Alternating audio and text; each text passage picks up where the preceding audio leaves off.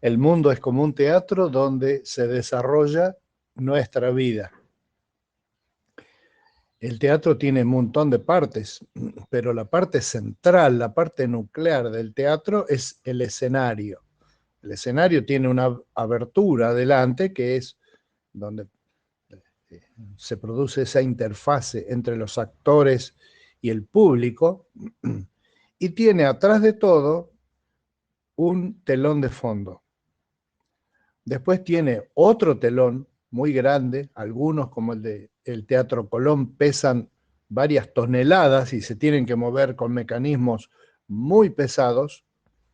Después también hay unos pequeños telones que van colocados a los costados que ocultan entradas al escenario de los lugares de la parte trasera del escenario. En algunos teatros todavía se usa una pequeña boca, una lumbrera adelante al medio, donde se escondía precariamente un apuntador, que era para recordarle a alguien algo de la letra si se olvidaba en algún momento el texto que estaban representando.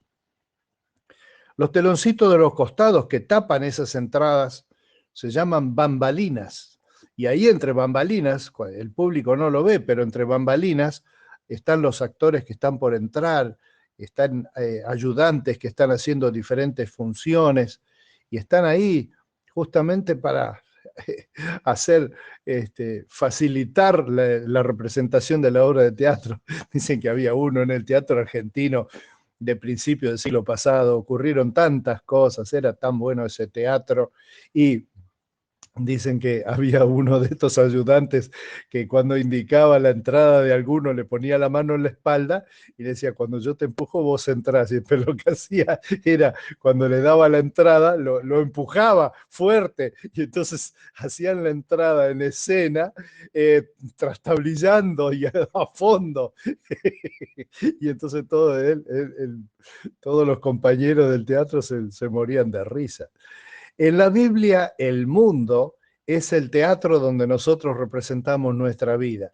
Y la palabra mundo es interesante porque en el Antiguo Testamento está favorecida la palabra tierra, en ese sentido, como acabo de decir, del escenario de un teatro, donde más bien hay la idea de que es como una especie de escenario, donde hay cosas fijas, quietas ahí, pero en el Nuevo Testamento se agrega entonces la palabra favorita es mundo, que es la palabra griega cosmos, de donde viene el nombre de las flores, cosmos, porque hay en todas partes del mundo, y también está en la raíz de la palabra cosmético, que quiere decir algo arreglado, y la idea de cosmos en griego es algo que está acomodado, arreglado.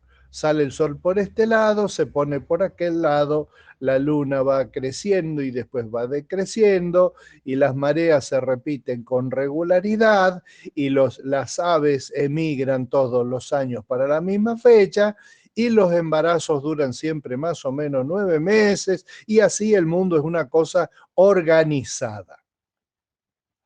Pero también en el Nuevo Testamento la misma palabra cosmos, se usa para referirse al mundo que estaba organizado, pero que por causa del pecado está desorganizado y que hay caos en algunas partes. No está en caos todo el universo, pero hay partes que tienen caos. Por ejemplo, en la sociedad, donde hay mentiras, donde hay robos, donde hay violencia, donde hay accidentes, y esa parte también se la llama mundo en el sentido de que hay, por causa del pecado, no accidentes naturales como la caída de un rayo, pero sí algo donde un ladrón escondido en las tinieblas mata a otro para sacarle sus pertenencias. Eso también se llama, esa estructura donde hay gente que mata, se llama mundo también, pero mundo en el sentido que es el lugar donde se nos ofrecen tentaciones para pecar, el mundo, donde se nos ofrecen ocasiones de caer, ocasiones, parece que el mundo está armado en una forma que siempre nos va a llevar para el lado en contra de Dios, y Dios nos va a llevar en contra del mundo, pero de ese mundo, no del mundo de las montañas y la flora y los pajaritos, sino en contra del mundo de la mentira, el engaño, el robo y todas esas cosas. Una vez en la iglesia, en Adrogué, estábamos representando la obra de Navidad. Siempre hay una obra de Navidad en la iglesia, es tradicional eso. Y yo había hecho una instalación eléctrica sobre la alfombra de la plataforma, había clavado con tachuelas de zapatero que tenía mi papá, unos cables, esos cables dobles, viste, blancos, por el medio, en la ranurita que hay entre los dos cables, yo ahí le metía las tachuelitas, los clavaba en la base de la alfombra para que no se muevan los cables. Y había puesto unas luces. Y estaban entrando en procesión unos ángeles descalzos, vestidos inmaculadamente blancos, y de repente en esa solemne procesión de ángeles que se acercaban al niño Dios, uno pisó una de las tachuelas que estaba tocando la parte viva del cable y el ángel hizo ¡ay! Y fue todo, fue realmente una revelación divina. Y hay escenas de los teatros tan lindas como las que les conté del ayudante que los empujaba a entrar. Y dice que en una obra del teatro criollo que se hacía en galpones, sentados en cajones y tablones, estaban representando una obra. Y entonces en la obra era una escena familiar muy dramática donde el padre estaba enojado contra el novio de la hija, y entonces en un momento el novio de la hija sacaba de sus ropas un revólver y le disparaba al suegro, y el hombre moría ahí en escena.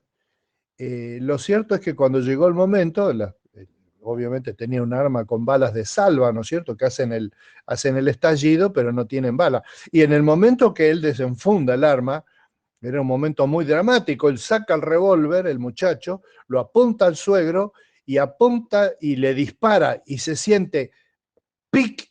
Es decir, que no salió el disparo. Entonces no sabía qué hacer. Y el que hacía de suegro se tiró al piso agarrándose el pecho y dice, yo sabía que algún día me ibas a matar de un disgusto. Dice en Efesios el apóstol Pablo, cómo hacer para desempeñarnos bien en este teatro donde a veces hemos sido empujados a entrar a acción. Dice Pablo en Efesios 6:10, por último, fortalezcanse con el gran poder del Señor. Pónganse toda la armadura de Dios para que puedan hacer frente a las artimañas del diablo, porque nuestra lucha no es contra seres humanos, sino contra poderes, contra autoridades, contra potestades que dominan este mundo de tinieblas, contra fuerzas espirituales malignas en las regiones celestiales. Por tanto, pónganse toda la armadura de Dios para que cuando llegue el día malo puedan resistir hasta el fin con firmeza. Acá aparece el tema este del mundo, de vivir en el mundo donde nosotros no estamos luchando contra una persona que la podemos encarar más fácilmente, sino contra estructuras espirituales o que tienen un trasfondo espiritual. Y te animo a que pienses en esto. Muchas veces el creyente piensa en términos del pecado, de la obra del diablo en los seres humanos, en términos individuales.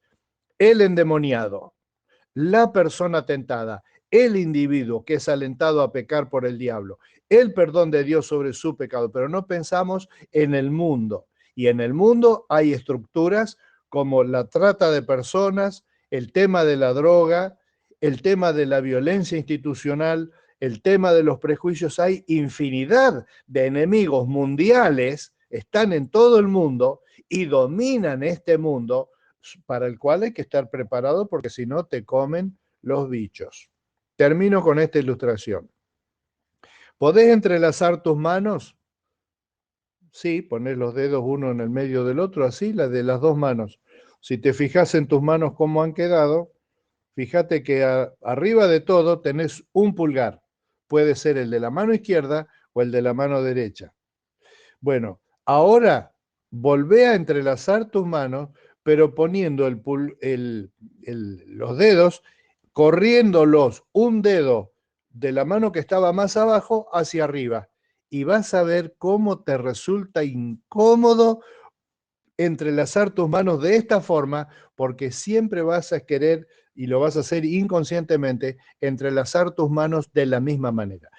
Así vivir en el mundo para el Hijo de Dios es un problema así, que está tratando todo el tiempo, va a estar siendo desafiado a tener las manos entrelazadas en una forma diferente y va a tener una incomodidad que a veces es una mera incomodidad y a veces es un problema serio, pero él, como vos y yo, tenemos que acostumbrarnos a vivir en el mundo preparados con todos los recursos espirituales que Dios nos da para no poder caer derrotados. Que Dios te bendiga.